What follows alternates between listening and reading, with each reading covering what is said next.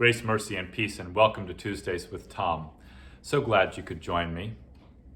After being fully vaccinated, I've been taking the subway a little bit more, and I must say I enjoy that type of transportation rather than having to get behind the wheel and drive in traffic. I have, over the course of my life, had to commute from one side of Atlanta to the other, the same thing with Birmingham, the same thing with Washington, D.C. Any chance to not drive is a welcome opportunity. In part, this is because I spent so much time in the car growing up. We would drive across country multiple times, 60 and 70 hours in the car. It was horribly boring. And later on, I found out that those straight highways that were made so long ago made it even worse. Without any twists and turns in the road, your mind went numb. And in some ways, this is what life is like.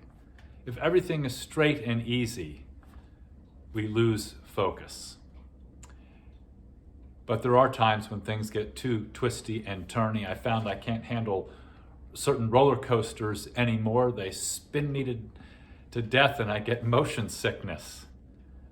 So somehow in life we need this balance between things that are straight and easy and things that are so crooked and perverse they drive us crazy.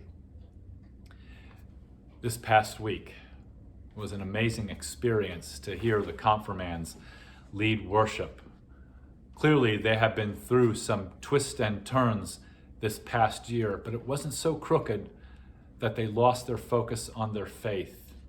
Wonderful sermons and prayers and leadership showed that this time of confirmation had been one truly of faith formation for them.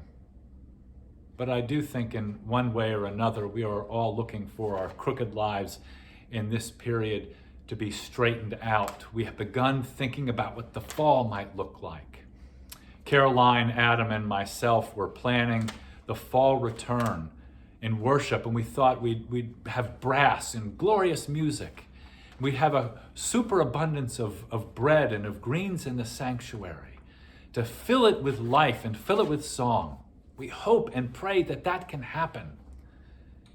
In some ways, these times have been like an exile for all of us.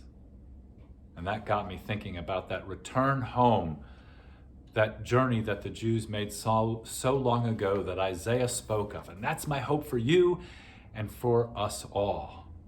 A return from this exile as Isaiah spoke of. In the wilderness, prepare the way of the Lord. Make straight in the desert a highway for our God. Every valley shall be lifted up, every mountain and hill shall be made low, and the rough places plain. Then the glory of the Lord shall be revealed, and all people shall see it together. May God straighten out the crooked parts of your life, that the glory of the Lord might be revealed in our hearts, our lives, and our community of faith. Blessings and peace be with you.